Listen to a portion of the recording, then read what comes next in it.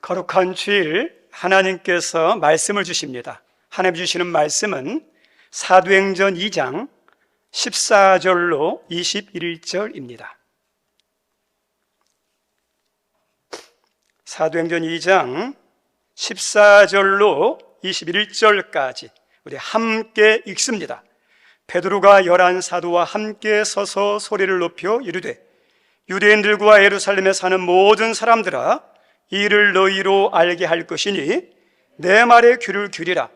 때가 제3신이 너희 생각과 같이 이 사람들이 취한 것이 아니라 이는 곧 선지자 유엘을 통하여 말씀하신 것이니 일러스되 하나님이 말씀하시기를 말세에 내가 내 영을 모든 육체에 부어주리니 너희의 자녀들은 예언할 것이요 너희의 젊은이들은 환상을 보고 너희의 늙은이들은 꿈을 꾸리라.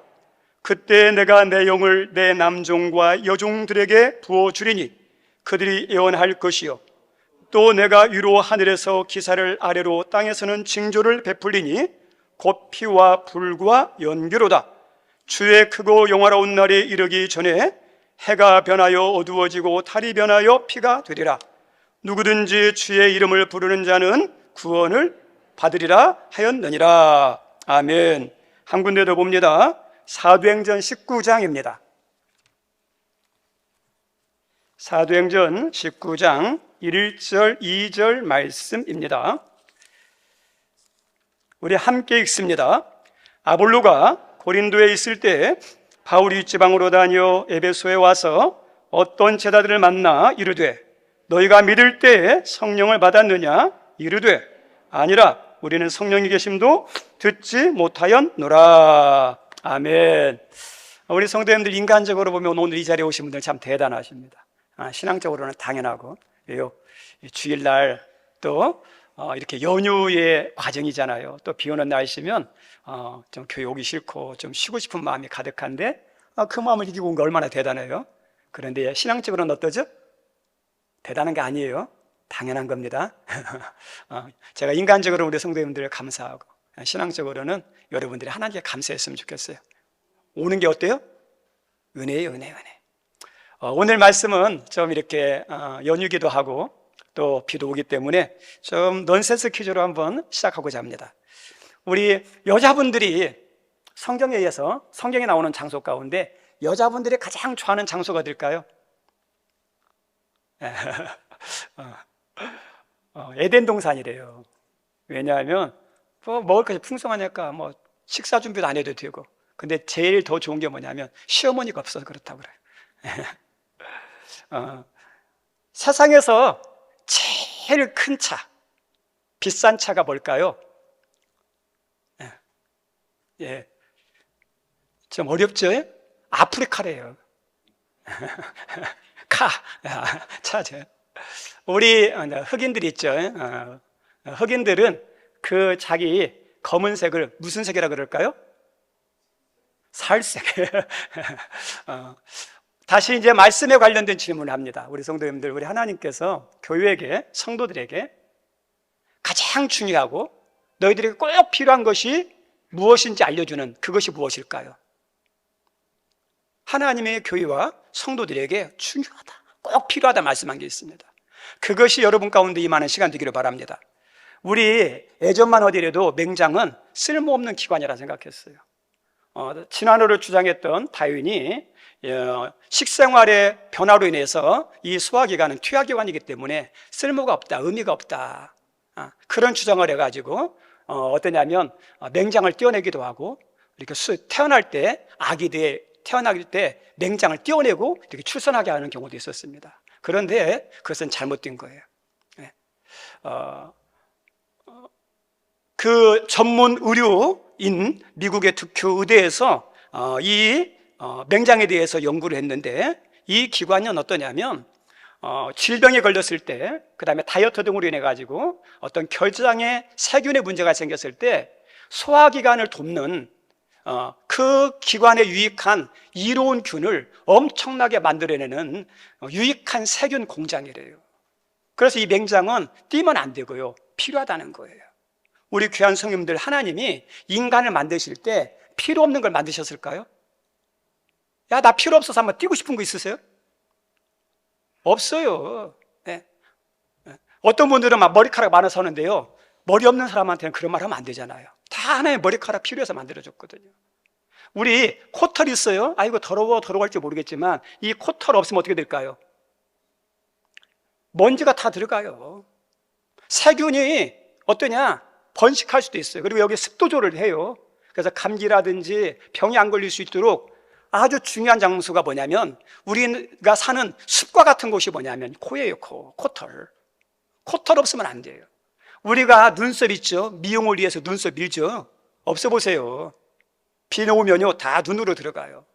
필요 없는 것이 아니라 다 쓸모 있어요. 하나님이 기가 막히게 그 위치에다 적절하게 딱 다놓았어요. 막 그렇게. 그런데 이 육신적인 오장육부만 아니라 모든 것도 다 필요한데, 육적인 것도 하나만 없어도 불편하잖아요. 그런데 영적인 생활에 있어서 꼭 있어야 할 것이 없으면 어떻게 될까요? 우리 성도님들, 영적인 것에서 꼭 있어야 할 것이 없으면 신앙적으로 어떠냐? 답답해요. 섬기는 데 있어서 무기력해요. 그리고 생활하는 곳에서 어떠냐면 의욕이 없어요. 하나님이 필요하다고 한 것은 반드시 필요한 거예요. 그것은 없어도 돼, 있어도 돼, 그게 아니에요. 그것은 있는 게 좋아요. 어떤 분들은 말합니다. 그럼 하나님의 말씀에서도 그 뭐가 필요해? 아니에요. 하나님 말씀한 것은요, 어떠냐? 여러분이 사모하시고 그 있으라는 것을 여러분이 사모하셔야 돼요. 오늘 읽었던 성경 말씀 가운데서 하나님이 교회와 성도들에게 꼭 있어야 될 것, 꼭 받아야 할 것에 대해서 말씀한 게 있는데, 그게 바로 성령이에요. 성령은 꼭 필요해요. 여기 있는 분들 가운데 필요 없는 사람 아무도 없어요. 어떤 분들은 말해요. 예수님만 믿으면 됐지 무슨 성령이 필요하냐. 예수님 믿으면 구원받는 걸로 끝났지 무슨 성령이 필요해. 그렇게 말하는 분들이 있어요. 그리고 어떤 분들이 말합니다. 교회 다니는 거 예배 드리고 섬기면 됐지 무슨 성령 충만 필요해. 우리 성도님들 보세요. 예수 믿어도요, 그 믿음이 주님이 재림하신 날까지, 내가 주님이 나를 부르실 때까지 그 믿음 장담할 수 있으세요? 믿다가 낙심하고 믿다가 쓰러진 사람 많아요. 예수 믿는 거 감사하고 예수 믿는 거 구원받지만 끝까지 믿음 생활 잘할 수 있도록, 어려움을 이길 수 있도록, 인내할 수 있도록 하는 것이 뭔지 아세요? 성령이에요. 성령이 없으면 예수님 믿어도요 장담 못한다니까요. 우리가 예배 드리는 거요? 우리가 기도하면 섬기면? 아니에요. 성령으로 하는 거하고 안 하는 거하고 예배가 틀려요. 기도도 틀려요. 섬기는 것도 잘 보세요. 틀립니다. 그래서 하나님께서 오늘 말씀을 통해서 교회와 성도들에게 꼭 필요한 것이 성령이다 말씀이에요. 우리 예수님께서 부활하신 후에 승천하시면서 크게 두 가지를 부탁했어요. 너희들 땅끝까지 이르러 내 증인이 되라 말씀했어요.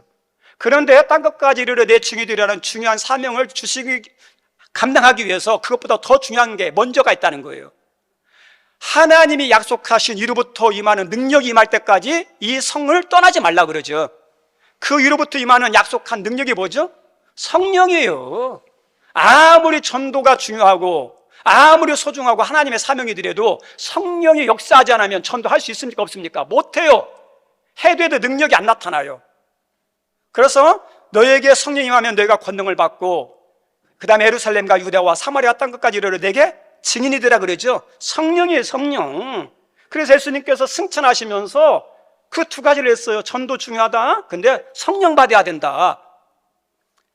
사도 바울이 오늘 19장에서 선교여행을 다녔어요. 3차 선교여행. 이때가 이제 50세가 넘어요. 이 당시 평균 연령이 50세 정도 됩니다. 근데 죽을 때가 다 됐는데 이 사도 바울은 죽음을 준비한 게 아니에요. 하나님의 건강을 허락하셨기 때문에 또다시 선교여행을 가요. 5년, 6년에 걸치는. 이 사도 바울의 꿈은 뭐냐? 그냥 편안히 죽는 게 아니에요. 주님이 주신 사명을 끝까지 감당하다가 믿음으로 사명 감당하 죽는 것이 그분의 꿈이었어요. 얼마나 아름답습니까? 그래서 선교를 하다가 어디로 오냐면 에베소 지역에 도착합니다. 그곳에서 일단에 믿는 성도들을 만나는데 그 성도들에 대해서 이렇게 말합니다. 너희가 믿을 때에 성령을 받았느냐 그러죠. 우리 성도님들 예수 믿은 이 사람 예수 믿잖아요. 그런데 예수 믿으니까 너 감사하다. 이런 힘든 시대 예수 믿으니까 대단하네. 예수 잘 믿으세요? 그렇게만 말하지 않고 너희들 예수 믿는데 그럼 성령 받았니? 물어보는 거예요. 성령 받았습니까? 물어봅니다. 왜요? 중요하니까. 우리 예수님만 아니라 사도 바울만 아니라 성령을 펼쳐서 읽는 곳곳마다 신약에서는 어떤 이야기를 많이 하죠? 성령 충만, 성령 충만. 술 취하지 말고 어떠냐? 성령으로 충만하라 그러죠. 성령 충만에 대한 이야기를 해요. 왜요? 예수만 믿는 성도하고 성령까지 받은 성도가 달라요. 성령이 역사하는 성도와 그렇지 않은 성도는요, 나름대로 차이가 있어요. 성령에는 여러 가지 역사하는 방향이 있어요. 크게 두 가지 방향으로 역사합니다. 하나는 어떠냐면 내적으로 역사하는 성령이에요. 저 따라서 합니다. 내적으로 역사하는 성령, 역사하는 성령이에요. 내적으로. 우리 예수님 믿는 거 쉬워요? 안 쉬워요? 어떤 사람은 쉽고요, 어떤 사람은 정말 죽을 것만큼 어려워요. 왜 쉽고 어려울까요? 어떤 사람은 쉽고 왜 어떤 사람은 어려울까요? 우리가 예수님이 하나님의 아들로 믿는 거, 구원자로 믿는 거, 어떠냐면 인간적으로는 믿을 수 없는 거예요. 불가능한 거예요. 그런데 왜 그게 힘드냐면 성령이에요. 성령. 성령의 역사면요, 어떠냐면 예수님에 대해서 알 뿐만 아니라 믿어져요. 근데 성령이 역사하지 않는 사람이 어떠냐? 인간의 눈만 가득해요. 이성만 가득해요. 과학적인 사고만 가득해요. 그래서 그걸 바라보니 야, 어떻게 예수님이 하나님이냐? 어떻게 예수님이 구원이 있느냐? 그래서 어떠냐면 예수 믿는 거 내 힘으로 되는 게 아니라 누구 힘이에요? 성령이에요. 성령. 그래서 여러분들이 누군가 전도할 때 여러분의 힘으로 되는 게 아니에요. 하나님이 성령을 통해서 그 사람을 주장해 주시고 만져주시고 어떠냐면 잘못된 것을 고쳐주셔야 돼요.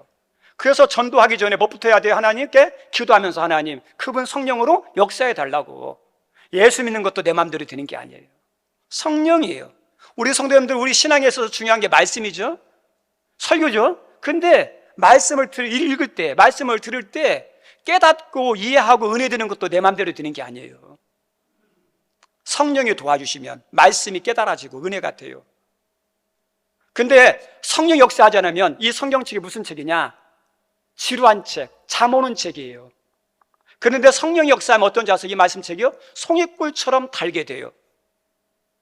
차이에 똑같은 성경을 읽어도 성령이 역사할 때하고 역사하지 않을 때 큰 차이가 있습니다. 말씀을 들어도 마찬가지예요. 우리 성도님들이 제 설교를 들으면서도 먼저 와서 기도할 게 뭐냐면 예배를 통해서 은혜를 받아 하나님께 영광 돌리고 나의 은혜가 되어야 하잖아요. 예배 가운데 많은 은혜의 통로가 있지만 가장 중요한 게 설교잖아요. 예배 시간에 설교는 어떠냐면 목회자를 통해서 말씀이 나가기 때문에 하나님, 목사님의 설교 잘할 수 있도록 기도 많이 해주셔야 돼요. 네. 그리고 그 말씀이 깨달아지고 은혜가 되는 것도 내가 저에도 준비하고 하는 것도 있지만 성령의 역사. 성령의 역사하면요, 정말 어린이 같은 어린이 설교를 통해서도 은혜 받을 수 있어요. 그래서 성령이 얼마나 중요한지 모릅니다. 우리 하나님께서 우리에게 허락하신 것들이 많을까요? 적을까요? 우리에게 은혜 주신 것이 많을까요? 적을까요? 어떤 사람은 많다고 그러고 어떤 사람은 적다고 그래요. 왜 그럴까요? 성령이에요. 우리 고린도 전서 2장 12절에 이런 말씀 나와요. 같이 한번 읽어볼까요? 같이 읽습니다. 시작. 우리가 세상의 영을 받지 아니하고 오직 하나님으로부터 온 영을 받았으니, 하나님으로부터 온 영이죠. 성령 받았다 그러죠. 그 다음에 이는 우리로 하여금 하나님께서 우리에게 은혜로 주신 것들을 알게 하려면, 하나님께서 은혜로 주신 것들을 알게 되는데 누굴 통해서요? 성령을 통해서. 그래서 성령 역사하는 사람은 어떠냐? 은혜인 걸 알아요. 예수 믿는 게 은혜예요. 예배 드릴 수 있는 게 은혜예요. 살아가는 게 은혜예요. 우리 자녀가 있는 게 은혜예요. 그런데 어떠냐? 성령이 역사하지 않는 사람은 어떠냐면 없는 것만 바라봐요. 부족한 것만 바라봐요. 왜 하나님 나에게는 은혜 안 주시고 나에게는 저렇게 이렇게 안 해주시고 우리 자녀는 왜 저렇게 안 해주시나? 없는 것, 부족한 것만 하면서 입에게 어떻게 나와요? 뾰쩍 튀어나와요. 예? 불평이 나오죠. 그런데 성령 역사하는 사람은 이 작은 것도 큰 은혜로 여겼어요. 감사가 나오는 거예요. 감사가. 성령이 내 안에서 강하게 역사하는 사람은 나를 힘들게 하는 사람도 하나님이 나로 하여금 겸손하도록, 주님을 더 의지하도록, 붙여주신 분이구나 이렇게 생각해요. 그리고 성령이 내 안에서 역사하는 성도는 힘든 것이 있으면 하나님이 나에게 주신 사명이구나, 나에게 주신 십자가구나. 그래서 어떠냐, 하나님 나에게 십자가 주시니 감사합니다. 하나님, 성령 역사라는 사람은 십자가를 내려놓고 회피하는 게 아니라 하나님, 이 십자가를 내가 짊어질 수 있는 힘을 주십시오, 믿음을 주십시오. 그러죠. 그래서 성령의 사람은 십자가를 기쁨으로 감당해요. 왜요? 그 십자가를 짊어져야 살잖아요. 여러분들의 가정에 십자가를 짊어지는 사람으로 여러분을 보냈어요. 그래서 가정이 힘든 가정이 있죠. 영적으로 어려운 가정이 있죠. 여러분이 그 가정이 힘들다고 내팽개치면 어떻게 되겠습니까? 그 가정 죽어요. 하나님 역사하는 통로가 안 돼요. 십자가를 주셨으면 그 가정에 십자가를 여러분이 짊어져야 그 가정이 살아요. 가족이 살아요. 그 가정의 어떤 믿음의 후손이, 믿음의 문이 열리는 거예요. 그래서 성령이 역사하면요, 십자가로 열고 십자가로 생각하고 십자가 감당하도록 도와달라고 그럽니다. 우리 귀한 성도님들, 우리들이 중요한 게 있습니다.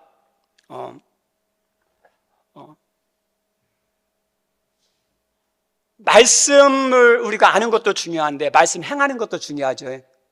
말씀 행하는 것도. 그런데 이 말씀 행하는 것도 내 힘으로 되는 게 아니에요. 우리는 알기는 많이 알아요. 막 똑똑해, 박사예요. 근데 많이 아는 사람이 위험해요. 힘들어요. 왜요? 알기 아니까. 그냥 알아서 뭐가 나오냐? 비판이 나올 때가 많아요. 청지가 할 때가 많아요. 목사가 왜 저래? 장로가 왜 저래? 왜 교회가 왜 저래?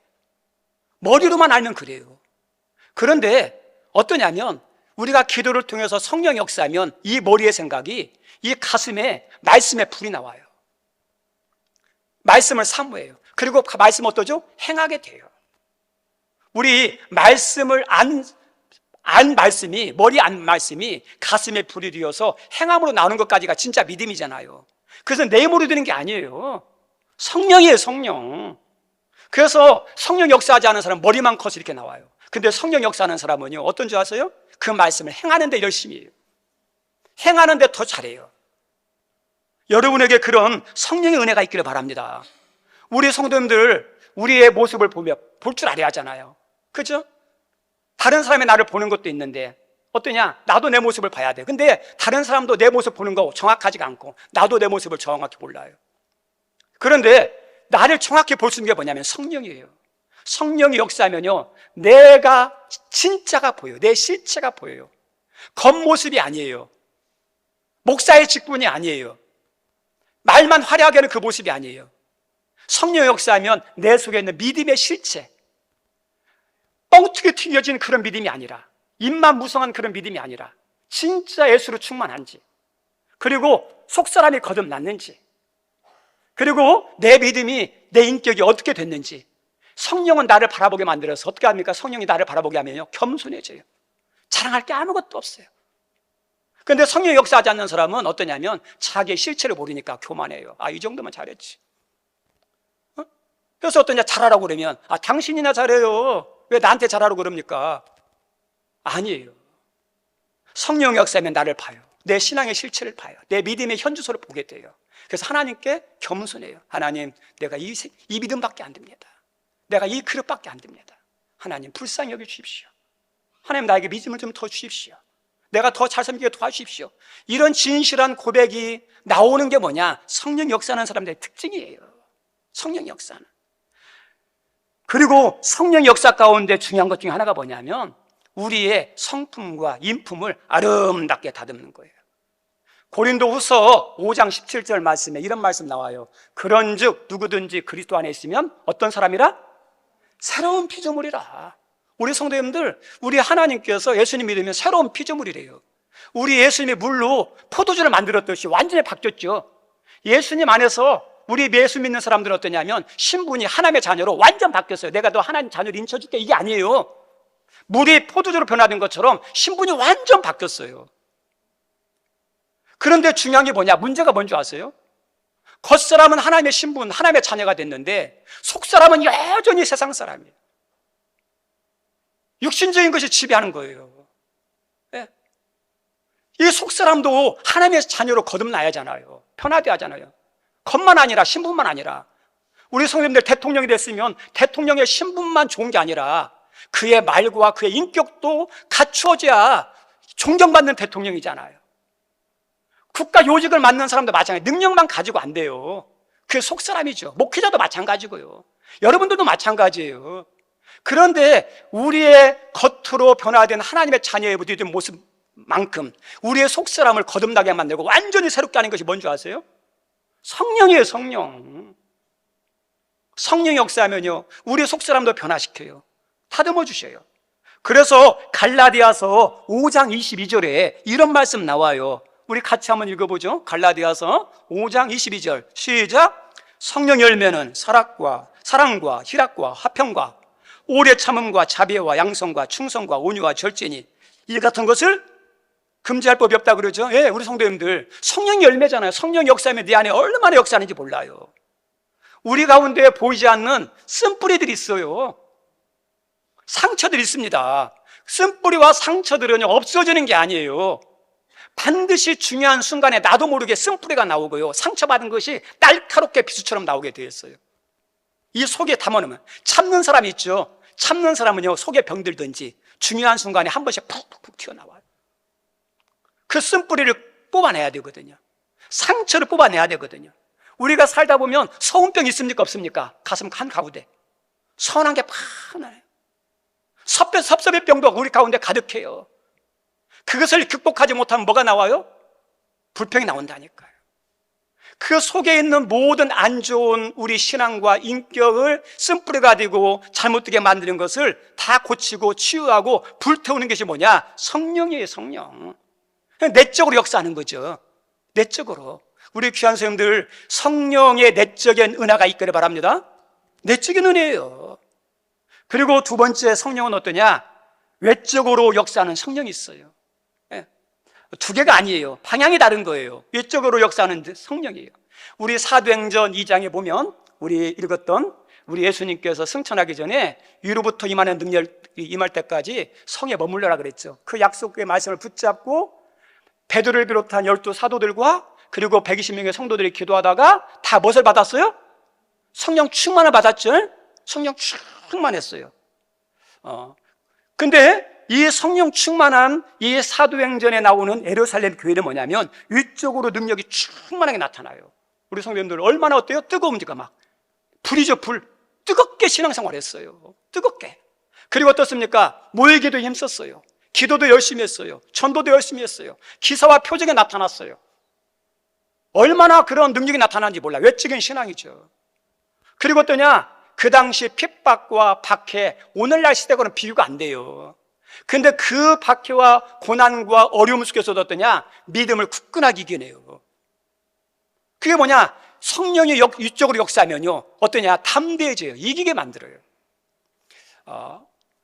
예수님의 수제자가 베드로죠. 베드로에게서 씻을 수 없는 실패의 자리, 아픔의 자리, 평생 죽을 때까지 신앙생활하면서 섬기면서 거기만 생각하면 트라우마처럼 고개 숙이는 자리가 있었어요. 그 자리가 어떤 자리냐면 예수님을 모른다고 3번씩 부인하고 도망쳤던 곳이거든요. 예수님이 말씀했어요. 야, 너희들 내가 잡혀서 고난당할 때 제자들 다 도망간다.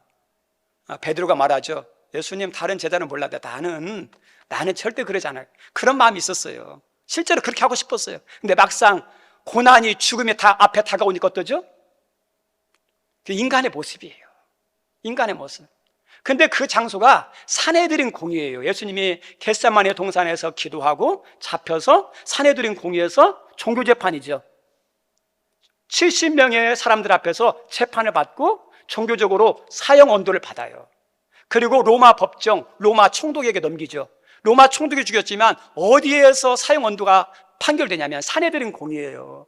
그래서 베드로가 어떠냐면 따라갔어요. 따라갔는데 사람들이 보면서도 제자지 했더니 나는 아니다 하면서 저주를 퍼부으면서 나는 절대 아니다 그러죠.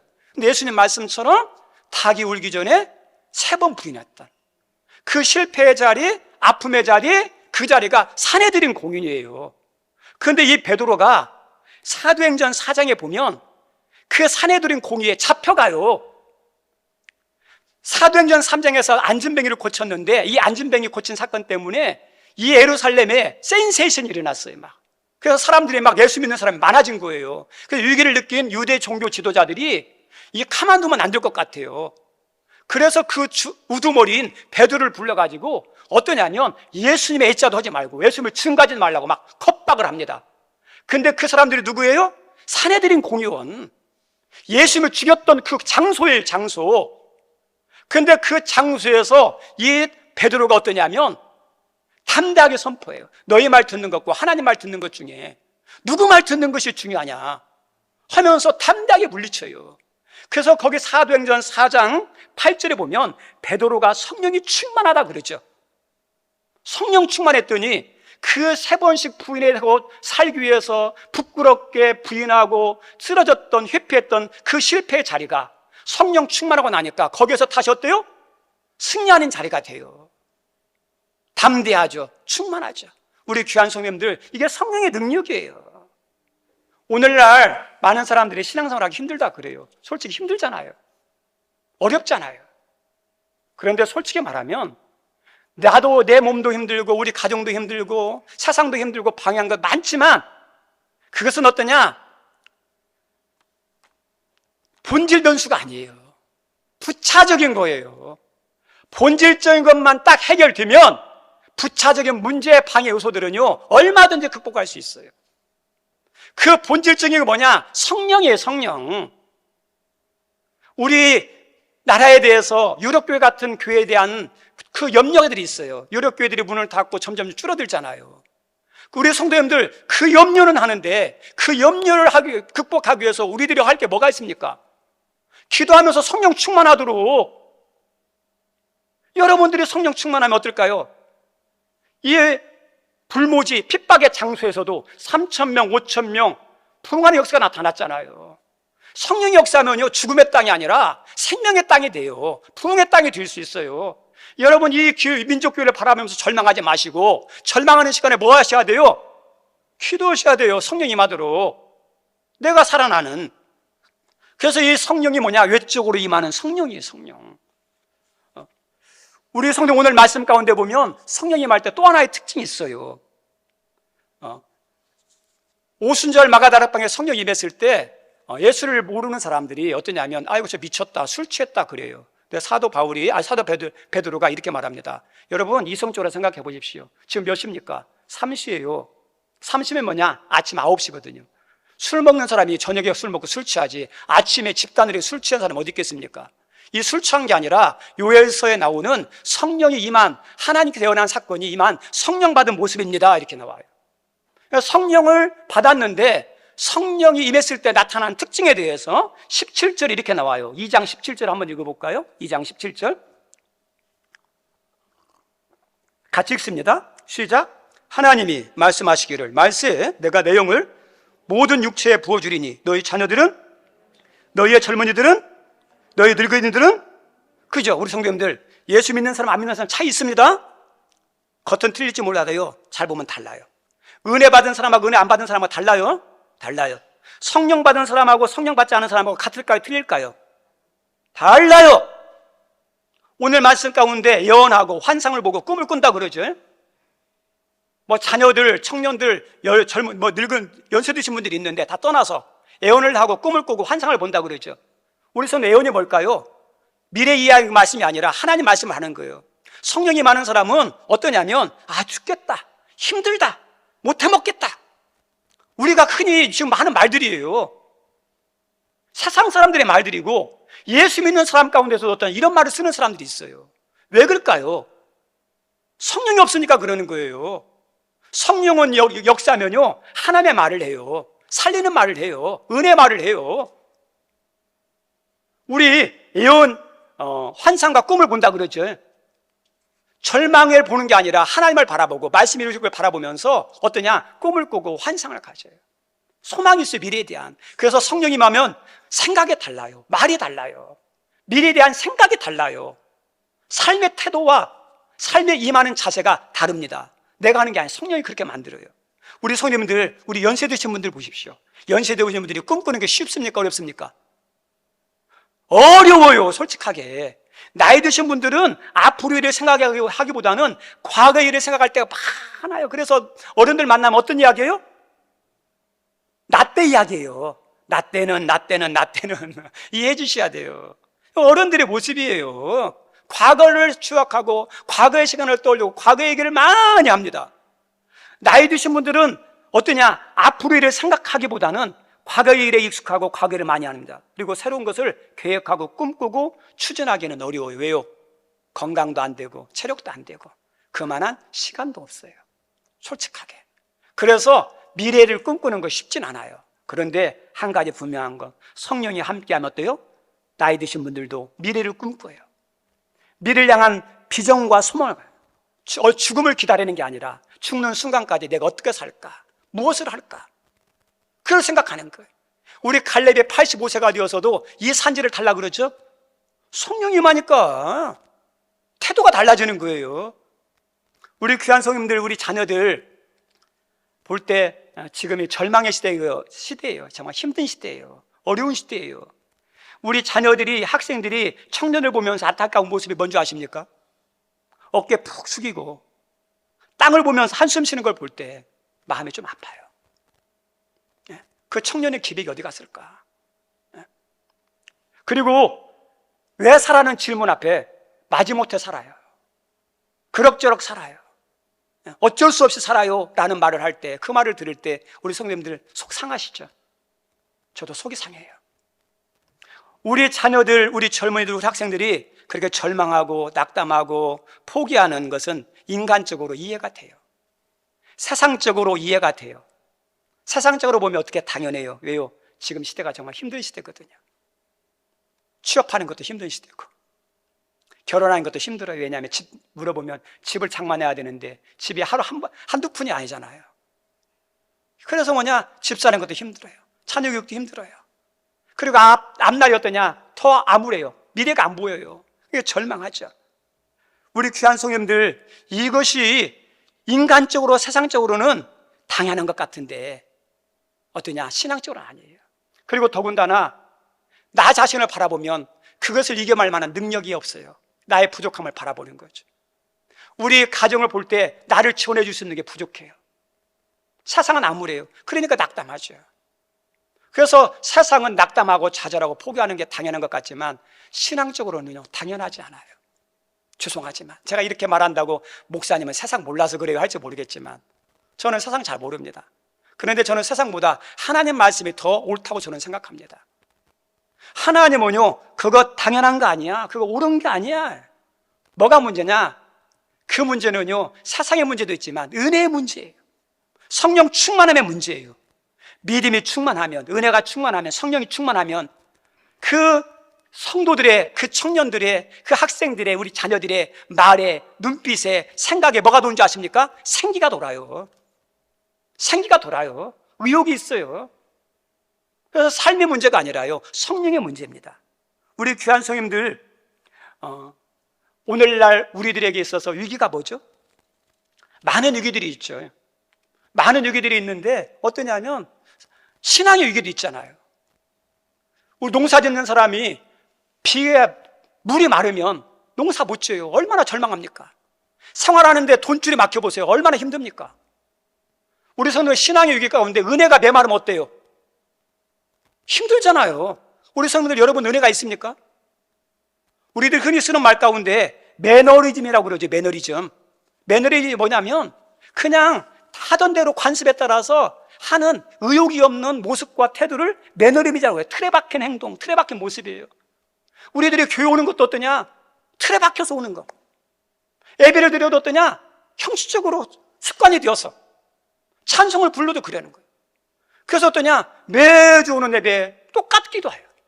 똑같은 주일 예배, 똑같은 찬송, 똑같은 찬송도 하도 부르다 보니까 그 말씀이, 그 찬양이 얘는 다 이어져가지고 식상하니까 있죠. 우리 성도님들, 신앙의 메마름, 은혜의 메마름 아닙니까? 그럼 우리 성도님들 항상 새로운 찬양이 나오고 그 다음에 항상 막 이렇게 예배가 막 바뀌어야 됩니까? 아니에요.